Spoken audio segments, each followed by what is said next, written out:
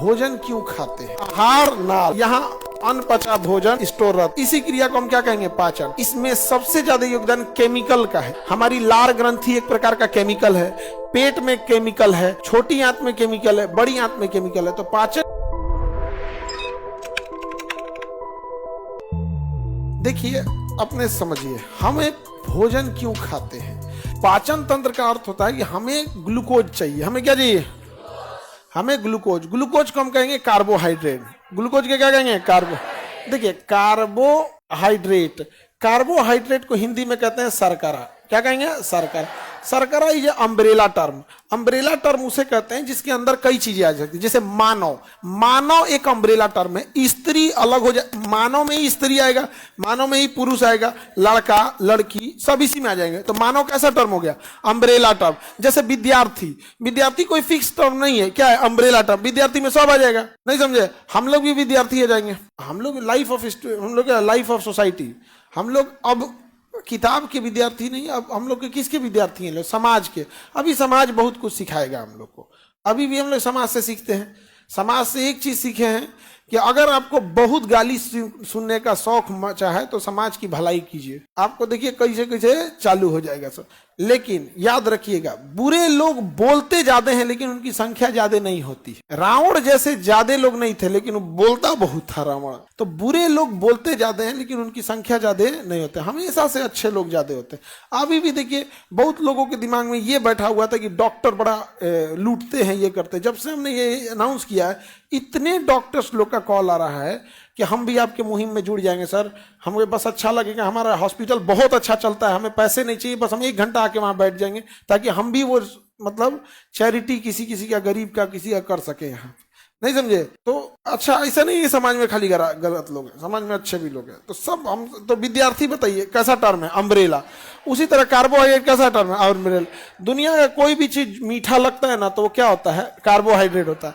चावल, सूखा चावल खाइएगा, हल्का मिठास आएगा, क्या है? कार्बोहाइड्रेट। रोटी खाइएगा, हल्का मिठास आएगा, कार्बोहाइड्रेट। अब उसी में कार्बोहाइड्रेट में कोई कम मीठा, कोई ज्यादा मीठा, कोई मीडियम मीठा। जैसे सबसे नॉर्मल होता है ग्लूकोज। नॉर्मल क्या होता है? ग्लूकोज। इससे थोड़ा सा मीठा होता है सुक्रोज, सुक्रोज। और उससे भी मीठा होता है फ्रुक्टोज, फ्रुक्टोज। और भी होता है लैक्टोज, लैक्टोज। और भी होगा माल्टोज। सबके लास्ट में ओज लगा होगा। देखिए कार्बोहाइड्रेट की पहचान लास्ट में क्या लगा था? ओज।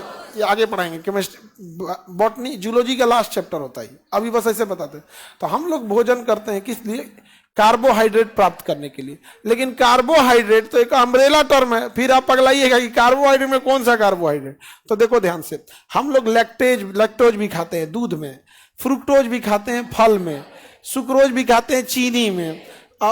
ये सब बड़े जटिल होते हैं, सब कॉम्प्लेक्स होते हैं। ग्लूकोज भी लेते हैं, क्या लेते हैं? ग्लूकोज। लेकिन पाचन का मेन काम होता है कि हम जो जो चीज खाए हैं उसे अल्टीमेटली तोड़ के क्या बना दे? ग्लूकोज। अल्टीमेटली तोड़ के क्या बना दे? ग्लूकोज। तो बस कहने का सेंस है कि पाचन वह क्रिया है जिसमें हम जटिल पदार्थ को सिंपल में तोड़ देते हैं, सरल पदार्थ में तोड़ देते हैं। यानी जटिल पदार्थ क्या क्या है? सब फ्रुक्टोज, माल्टोज, ये सब प्रोटीन, फैट, कार्बोहाइड्रेट, ये सब आ जाएंगे। इसको अल्टीमेटली तोड़ना किसमें है? ग्लूकोज। अल्टीमेटली किसमें तोड़ना है? ग्लूकोज में तोड़ देना है। इसी क्रिया को हम क्या कहेंगे? पाचन। पाचन में फिजिकल एक्टिविटीज और केमिकल एक्टिविटी दोनों होते हैं। पाचन की क्रिया में 10% योगदान, मतलब 20% योगदान क्या होता है? फिजिकल एक्टिविटीज का। जैसे दांत, दांत कूच कूच के उसके तोड़ देता है, न कि पचाता, तोड़ देता है। तो पाचन की पहली शुरुआत कौन कर देता है? दांत। अब आप में से बहुत सारे लोग कहेंगे तू तो हाथों से हम तोड़ देते हैं। हम तो हाथ से, आप हाथ से तोड़ते नहीं है, हाथ से छोटा करते हैं जो मुंह के साइज का आ सके। बहुत सारा चीज आदमी नहीं तोड़ता है हाथ से। पानी पूरी सीधे ले गया, नहीं ले गया, वो हम उसी चीज को तोड़ते हैं जो साइज, जो मुंह के साइज का ना है। अभी देखना ना, आप कहीं कहीं देखिएगा लड्डू कौन तोड़ के खाता है? ये सब लड़की से भले तोड़ के खाएगी। तो देखिए कोई देख रहा है, अच्छा कोई देख रहा है, रुमाल लाओ, रक्षाबंधन है ना, लड़की से एकदम अच्छा से खाती है, एकदम एकदम एकदम याद दिलाना। रक्षाबंधन और नवरात्रि में लड़की का कोई बुराई नहीं करेगा, ठीक है? एकदम अल्लाह हमरा से ना होगा वो आदत पड़ गया इस सबको बोलने का।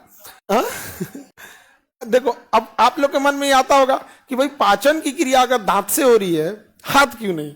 हाथ पाचन में हेल्प किया या मुंह में अटने में हेल्प किया?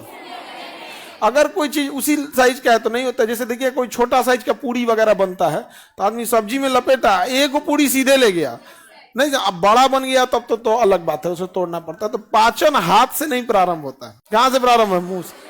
तो पाचन की क्रिया में फिजिकल एक्टिविटी यानी थूर थार भी शामिल है। दूसरा, इसमें सबसे ज्यादा योगदान केमिकल का है। किसका है? केमिकल।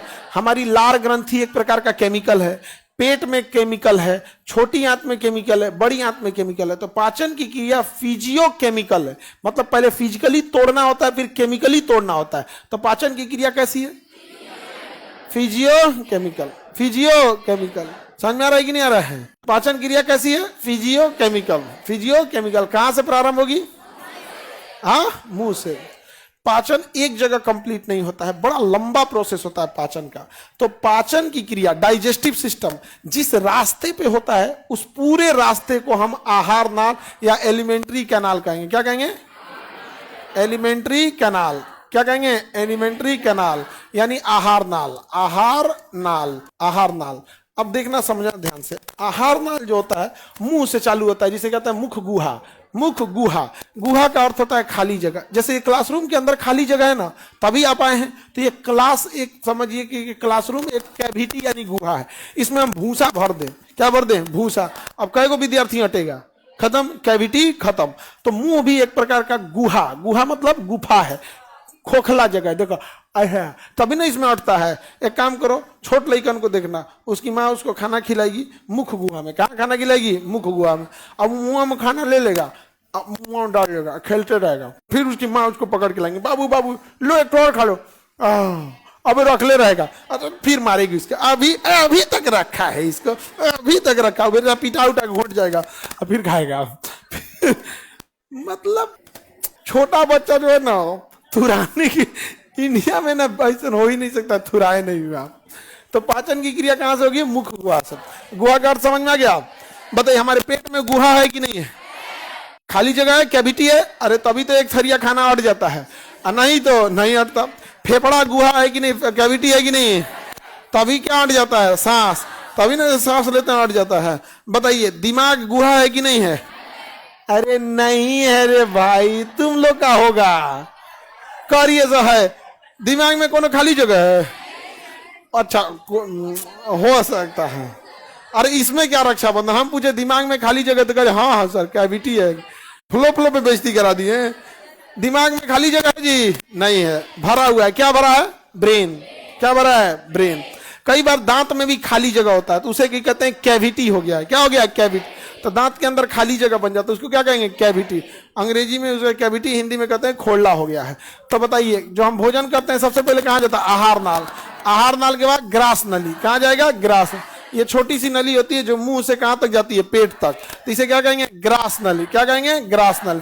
और ग्रास नली के बाद होता है आमाशय। क्या होता है? आमाशय। क्या होगा? आमाशय। ग्रास नली के बाद आमाशय। आमाशय मतलब होता है पेट। हम भोजन जो खाना खाते हैं वो कहाँ जाता है? आमाशय में। कहाँ जाएगा? आमाशय में जाता है। कहाँ जाता है बाबू? आमाशय में। कहाँ जाएगा? आमाशय में। आमाशय के बाद ये आएगा छोटी आंत में। किसमें आएगा? छोटी आंत में। कहाँ आएगा? छोटी आंत। आमाशय के बाद छोटी आंत। छोटी आंत के बाद ये जाएगा बड़ी आंत में। कहाँ जाएगा?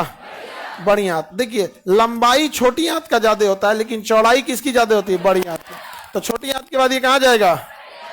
कहाँ आएगा? बड़ी आंत। बड़ी आंत। छोटी आंत के बाद बड़ी आंत। बड़ी आंत के बाद ये मलाशय में जाएगा। कहाँ जाएगा? मलाशय में। यहाँ अनपचा भोजन लेट्रिन के फॉर्म में क्या रहता है? स्टोर रहता है यहाँ पे, बिलिरुबिन, और उसमें आगे जाके मिल जाता है। उसके बाद से गुदा या एनस के रास्ते शरीर से क्या हो जाता है? बाहर हो जाता है।